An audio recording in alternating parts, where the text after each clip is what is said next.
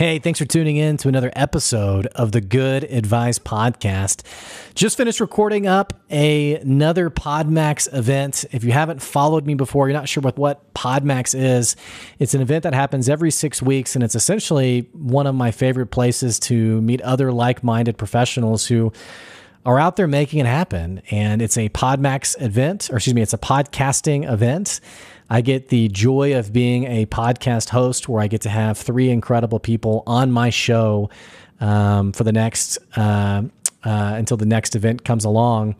And one of my favorite things about it is you meet real people who are living real lives. And I say that a bit intentionally because it feels like today on social media, we have the life we really live and then the life we like to put on social media. And I think one of the things that I've really enjoyed about my podcast is there's not a lot of that happening on this podcast. You know, in the intro to the podcast, I talk about how there's no fluff on the podcast. It's just good advice. And that really came out of this desire to have authentic conversations and to give you an authentic perspective on what does it really mean to grow your business? And what does it really mean to get out and become an entrepreneur? Maybe even quit your day job and try something different. So one of the reasons why I wanted to make today's episode is it's Friday. It's the end of the week. I've had some incredible people on the show this week. The Good Advice business has had some really incredible conversations with our customers this week. And as I wrap things up, I've just been reflecting on this concept of authenticity and really how it's become this sort of cliche thing that we talk about, but we don't really mean. You know, it's like the person who says, oh, I just love to be authentic. And yet you wonder how authentic they really are with the persona they put forward in front of everyone else. And I don't mean this to sound critical or really sort of vague as to like, well, who's he talking about? I'm just thinking out loud here. But one of the reasons why I felt more and more passionate about today's episode is I continue to talk to people who are young in the entrepreneurial circle, who they're frustrated by simply how long this all seems to take. They're frustrated by the fact that their business isn't working.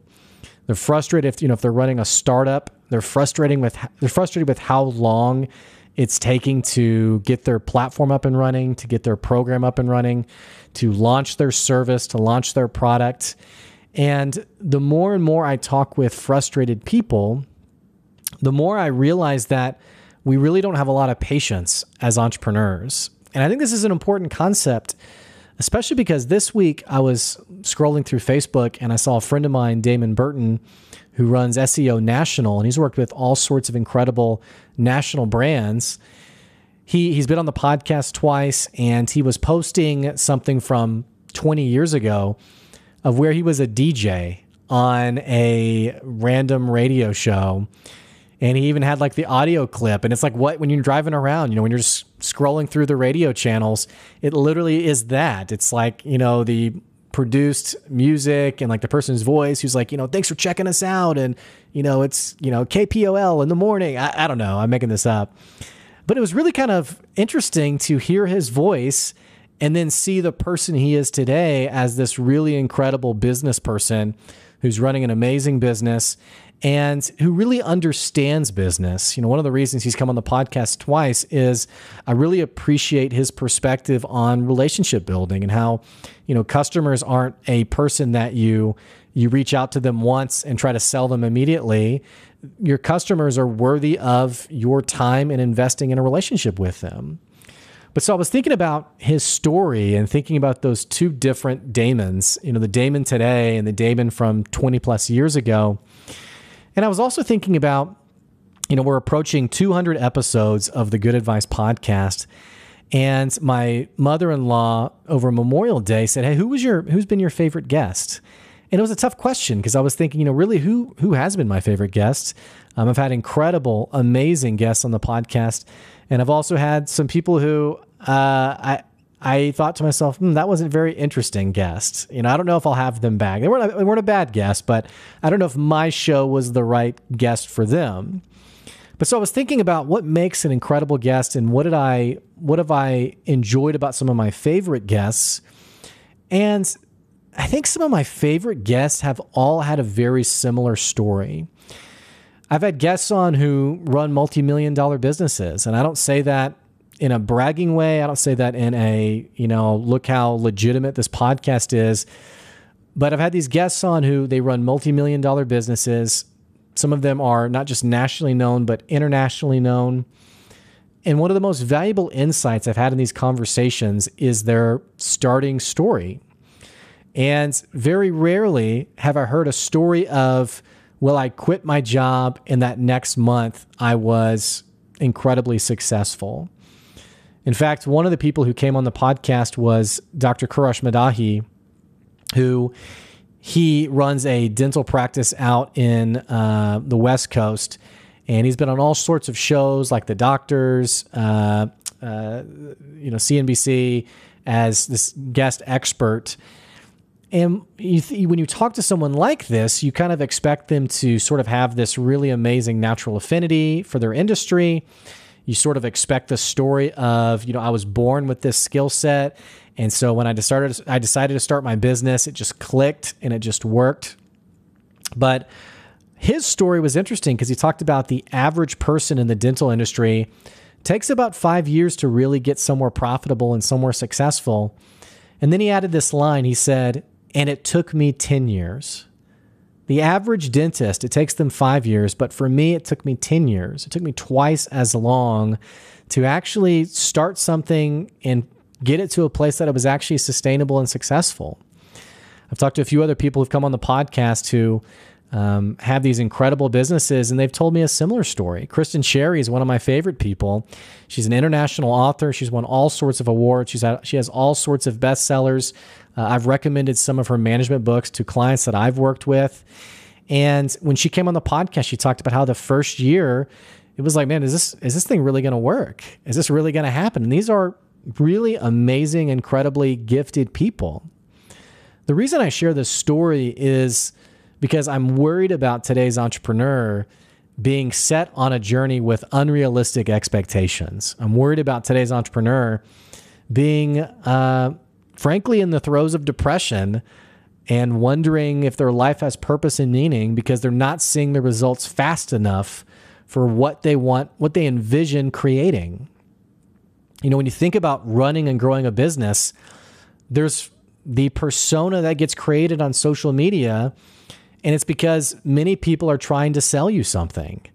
I've seen any number of online marketers who say things like how I quit my job waiting tables to running my, digital marketing agency, my 7-figure agency 6 months later.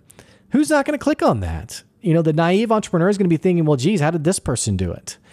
And what I've come to figure out is it's never the whole story and it's never the whole picture.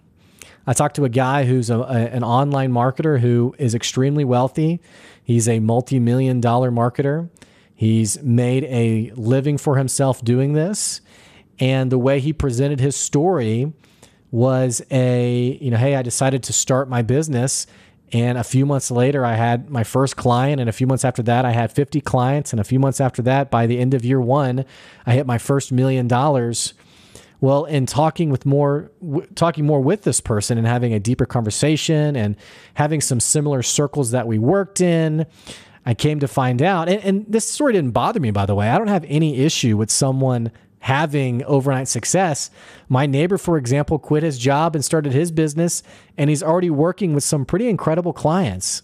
He called me the other day and said, Switchfoot, the band, is starting to work with him. And he's amazed by it. He's floored by it. He's surprised by it. It's just so much good fortune and good luck and blessing that's really come his way. So these things can happen. But going back to this individual, I had my perspective of his story, which was, okay, that's cool. Good for this individual.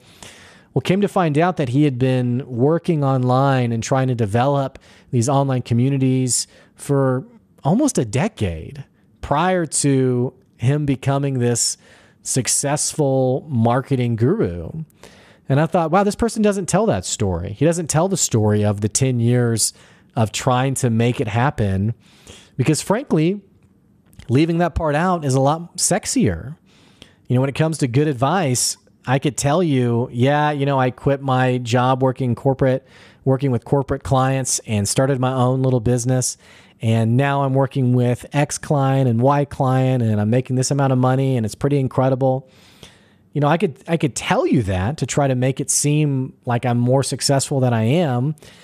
But I think when we talk about what we really value, if authenticity is something that is legitimately valuable to us, then it means being honest and vulnerable in, hey, this year was really hard for the business. This year of COVID it really made me wonder, what am I doing? Am I doing the right thing? Do I need to close up shop and do something else? I mean, is this something that is going to be here a year from now? Am I wasting my time with the podcast? Like, these are all thoughts I've had to battle, despite the fact that the podcast is, it's seeing more and more success. It's seeing more and more growth. I don't know. It's interesting how we present a version of the events that are happening to impress people rather than just building relationships through our vulnerability. Because getting on social media and saying, hey, this year was really hard, that's an opportunity for someone else who you haven't formed a relationship with yet to say, hey, this year was really hard for me too. Like, can we talk about it? Can we share some ideas? And you form these new friendships and these new connections that, frankly, you miss out on if everything is always pretty amazing. When you're wherever you are with your business, you have to understand that it's going to take longer than you think it will. And that's why, deep relationships are so important. That's why having a network of people who can support you and encourage you and frankly give you an honest perspective on what's not working in your business. You need those people in your circle, but beyond those things, you have to stay true to the vision of why you started this business in the first place. And if it's truly to help people and make a difference for other people, then it's going to take a lot of patience to make that happen. It's not going to happen overnight. It may not happen a year. It may not happen in 2 years. Someone who came on the podcast recently, the guy who runs BuddyRest.com, another multi-million-dollar business, and they sell pet beds. He said, if you're getting into entrepreneurship, if you're getting into business ownership, be prepared for a 10-year game, not something overnight. So thanks for listening to today's episode. Hey, I hope you have an incredible weekend, and I'll catch you later. I'll see you.